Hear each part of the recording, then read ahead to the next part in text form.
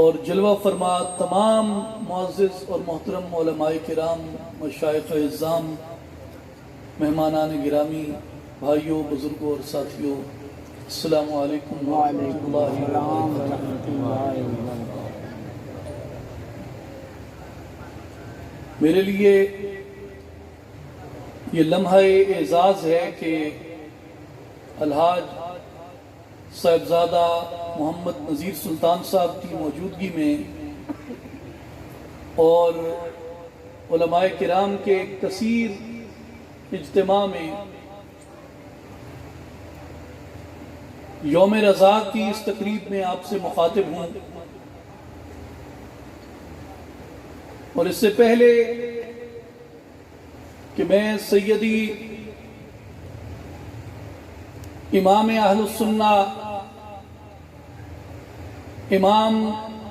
احمد رضا خان القادری الحنفی الماتریدی رضی اللہ تعالی عنہ کی ذات اقدس کے بارے میں کچھ عرض کروں، سورہ الفتح کے آخری رکوع سے چند کلمات برکت کے لیے عرض کرتا ہوں کہ اللہ تبارک و تعالی نے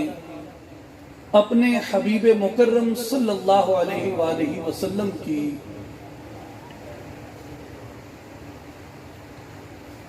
بعثت کا، حضور کے اس دنیا میں بھیجے جانے کا مقصد بیان کرتے ہوئے فرمایا کہ هو الذی ارسل رسولہ بالہدی ودین الحق، وہی ہے جس نے رسول مکرم صلی اللہ علیہ وآلہ وسلم کو بھیجا ہے تمہاری طرف ہدایت تامہ کے ساتھ، ہدایت کامل کے ساتھ اور دین حق کے ساتھ، سبحان اللہ، لِيُظْهِرَهُ عَلَى الدِّينِ كُلِّهِ، بے شک اس لیے کہ اس دین میں ہر دین کے اوپر غالب آ جانا ہے، اور لِيُظْهِرَهُ عَلَى الدِّينِ كُلِّهِ کا جمہور مفسرین نے یہی معنی لیا کہ اس نے تمام ادیان عالم کے اوپر غالب آنا ہے اور اللہ تعالیٰ اس دین کی نصرت فرمائے گا۔ اور بعض نے یہ معنی بھی اس سے لیا کہ آپ صلی اللہ علیہ وآلہ وسلم کے جلوہ گر ہونے کے بعد اور آپ صلی اللہ علیہ وآلہ وسلم پہ نازل ہونے والی آخری وحی کے ساتھ، یعنی کتاب مقدس قرآن مجید کے ساتھ، دیگر تمام ادیان منسوخ ہو گئے، تمام شریعتیں ختم ہو گئیں، ان کے سلسلے منقطع کر دیے گئے۔ وَكَفَى بِاللَّهِ شَهِيدًا، اور اس کی گواہی کے لیے، اس کی شہادت کے لیے اللہ ہی کافی ہے۔ اور پھر فرمایا محمد الرسول اللہ صلی اللہ علیہ وسلم، محمد الرسول اللہ والذین معه اشداء علی الکفار رحماء بینہم تراہم رکعا سجدا یبتغون فضلا من اللہ ورضوانا۔ فرمایا کہ محمد الرسول اللہ صلی اللہ علیہ وسلم اور وہ لوگ جو ان کے ساتھ ہیں، اشداء علی الکفار، وہ کفار پر تو شدت رکھتے ہیں، کفار پر شدت رکھتے ہیں، رحماء بینہم، آپس میں محبت رکھتے ہیں، آپس میں محبت رکھتے ہیں۔ تراہم رکعا سجدا یبتغون فضلا من اللہ ورضوانا، تم انہیں دیکھو گے کہ وہ بکثرت رکوع کرتے ہیں، بکثرت سجدے کرتے ہیں اور اللہ کی رضا کو تلاش کرتے رہتے ہیں۔ قاضی ثناء اللہ پانی پتی رحمت اللہ علیہ نے اپنی تفسیر مظہری میں فرمایا کہ یہ آیت مبارک کا یہ حصہ اور یہ ٹکڑا والذین معہ، اس سے آگے یہ چاروں خلفائے راشدین کی صفات کو بیان کرتا ہے۔ سبحان اللہ والذین معہ، فرمایا اس سے مراد خلیفہ بلا فصل، خلیفہ اول سیدنا ابو بکر صدیق رضی اللہ تعالیٰ عنہ کی ذات گرامی ہے۔ سبحان اللہ اس لیے کہ آپ کے لیے اللہ تبارک و تعالیٰ نے قرآن مجید کے اندر یہ تصدیق نازل فرمائی کہ جب آپ سید الانبیاء صلی اللہ علیہ وسلم کے ساتھ غار ثور میں تھے تو وہاں آپ صلی اللہ علیہ وسلم کی معیت میں تھے، تو جب کفار قریب آئے تو حضور صلی اللہ علیہ وسلم کے لیے، آپ کی حفاظت کے لیے جب دل میں اضطرار آیا تو اللہ تبارک و تعالیٰ نے قرآن مجید میں اس بات کو بیان فرمایا کہ وہ شخص جو میرے محبوب کے ساتھ تھا، والذین معہ، اس سے مراد سیدنا صدیق اکبر کی ذات ہے۔ اشداء علی الکفار، فرمایا اس سے مراد سیدنا فاروق اعظم عمر ابن الخطاب مراد رسول رضی اللہ تعالیٰ عنہ کی ذات گرامی ہے۔ اور رحماء بینہم، اس سے مراد سیدنا عثمان ذی النورین رضی اللہ تعالیٰ عنہ کی ذات گرامی ہے۔ تراہم رکعا سجدا، اس سے مراد سلطان ولایت سیدنا علی المرتضی شیر خدا کرم اللہ وجہ الکریم کی ذات گرامی ہے، کیونکہ اولیاء کی یہ علامت ہے کہ وہ بکثرت اللہ کے حضور خشوع و خضوع کے ساتھ اپنے سر کو جھکائے رکھتے ہیں۔ تو الحمدللہ دین حق اور ہدایت تامہ کا اور دین کے غلبے کا اللہ تبارک و تعالی نے جب ذکر کیا تو اسے اپنے محبوب مصطفیٰ صلی اللہ علیہ وآلہ وسلم کی ذات گرامی کی طرف لوٹایا، اور اس دین کے غالبہ نے اس ہدایت کو دنیا کے کونے کونے میں پھیلا دینے کے لیے اس آیت مبارکہ کے اگلی آیت میں حضور صلی اللہ علیہ وآلہ وسلم کا ذکر مبارک کر کے آپ صلی اللہ علیہ وآلہ وسلم کے چاروں خلفائے راشدین کی صفات کو بیان فرما دیا۔ سبحان اللہ اب اس حصے کو آپ سامنے رکھتے ہوئے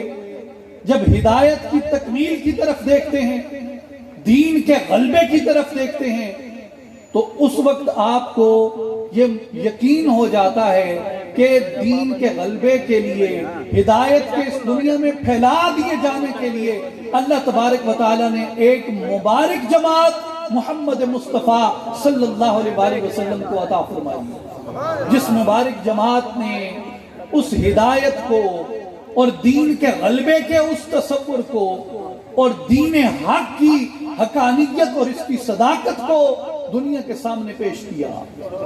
جہاں محبت کی ضرورت آئی وہاں محبت سے پیش کیا، جہاں تلوار کی ضرورت آئی وہاں تلوار سے پیش کیا، جہاں تبلیغ کی ضرورت آئی وہاں تبلیغ سے پیش کیا۔ کئی لوگ سوال کرتے ہیں کہ دین کس سے پھیلا؟ دین تلوار سے پھیلا یا دین اخلاق سے پھیلا یا دین تبلیغ سے پھیلا؟ کس چیز سے دین پھیلا ہے؟ تو بنیادی طور پہ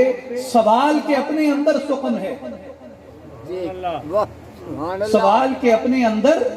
سخن ہے۔ سخن اس لیے ہے کہ جب آپ تلوار اور تبلیغ کو مد مقابل رکھ کے دو متضاد قوتیں دیکھتے ہیں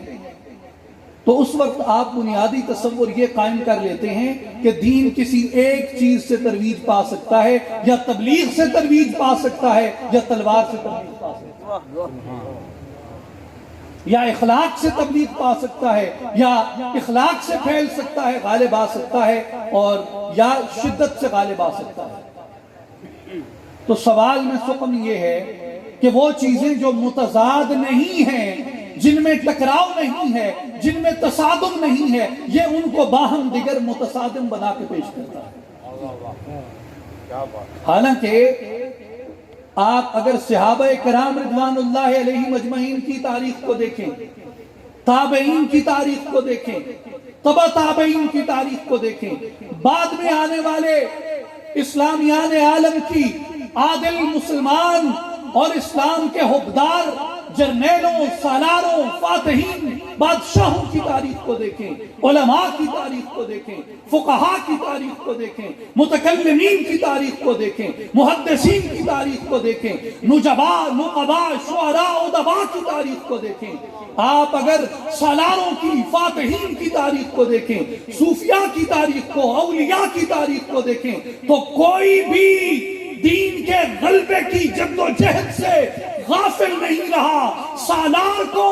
اللہ نے تلوار کا ہنر عطا کیا، اس نے اپنی تلوار سے اسلام کی حفاظت کی۔ مبلغ کو اللہ نے زبان کا ہنر عطا کیا، اس نے اپنی زبان سے دین کی تبلیغ کی۔ اللہ تبارک و تعالی نے خطاط کے ہاتھ میں خطاطی کا ہنر عطا کیا، اس نے خطاطی کے فن پاروں سے دین کی ترویج کی۔ معماروں کو اللہ نے عمارت کا ہنر عطا کیا تھا، انہوں نے خوبصورت مساجد بنا کے، گنبد خضرا بنا کے لوگوں کے دلوں کے اندر اسلام کی محبت کو پیدا کیا۔ صوفیاء کو اللہ نے اخلاق عطا کیا، تصوف عطا کیا، مشاہدہ عطا کیا، محبت عطا کی۔ انہوں نے اپنے مشاہدے سے، اپنے اخلاق سے، اپنی محبت سے اور اپنی زبانوں کی شیرینی سے انہوں نے دین کی حفاظت کا ذمہ سر انجام دیا۔ اس لیے جہاں محدثین کی بات آتی ہے، انہوں نے اپنے علم سے، اپنے ہنر سے دین کی حفاظت کی ہے۔ جہاں مفسرین کی بات آتی ہے، انہوں نے اپنے علم تفسیر سے دین کی حفاظت کی ہے۔ جہاں فقہاء کی بات آتی ہے، جہاں عادل قاضیوں کی بات آتی ہے، جہاں امام ابو حنیفہ کے، امام مالک کے، امام شافعی کے، احمد ابن حنبل کے، حسن شیبانی کے، قاضی ابو یوسف کے، امام سرخسی کے، ابو زید الدبوسی کے، ان کے کارناموں کی بات آتی ہے، وہاں انہوں نے اپنے منصب قضاء پہ بیٹھ کے معاشروں کے اندر عدل کو قائم کر کے دین کی انہوں نے تقویت عطا کی ہے۔ اور جہاں متکلمین کی بات آتی ہے، جہاں متکلمین کی بات آتی ہے، جہاں ان لوگوں کی بات آتی ہے جو اس کائنات کے متعلق غور و فکر کرتے تھے، قرآن میں ڈوبتے تھے، جنہیں یہ پتا تھا کائنات کی ابتدا کیا ہے، جنہیں یہ علم تھا کائنات کی انتہا کیا ہے، جو ذات باری تعالیٰ میں غور کرتے، جو صفات باری تعالیٰ میں غور کرتے، جو آخرت میں غور کرتے، جو ملائکہ میں غور کرتے، جو قیامت میں غور کرتے، جو صبح و شام کے لوٹائے جانے میں غور کرتے، انہوں نے اپنے علم کلام سے، اپنی دلیل کی قوت سے، اپنی عقل کی قوت سے، اپنی منطق کی قوت سے انہوں نے دین کی تبلیغ کی ہے۔ اس لیے جہاں فاتحین کی بات آتی ہے، جن کو اللہ نے شمشیر کا ہنر دیا، جن کو اللہ نے عالی دماغ دیا، سلطان محمد فاتح ہو، وہ سلطان علی ارسلان ہو، وہ سلطان محمود غزنوی ہو، وہ سلطان علاء الدین خلجی ہو، وہ سلطان اورنگزیب عالمگیر ہو، یا وہ دنیا کے کونے کونے میں پھیلے ہوئے وہ لوگ ہوں جو جماعت میرے مصطفیٰ نے تیار کی، وہ سیدنا خالد ابن ولید ہوں، وہ سعد ابن ابی وقاص ہوں، وہ امین امت ابو عبیدہ بن الجراح ہوں، اللہ نے جس کو جو ہنر عطا کیا، ہر ایک نے اپنے اپنے ہنر سے،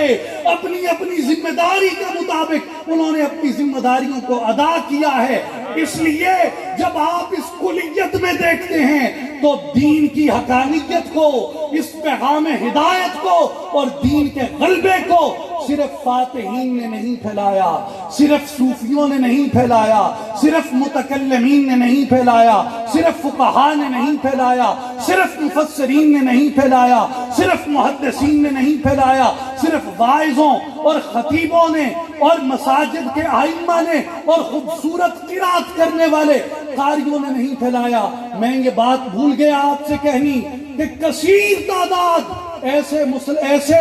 مسلمانوں کی بھی ہے جو اسلام سے تعلق نہ رکھتے تھے، مگر منبر پہ دیکھا،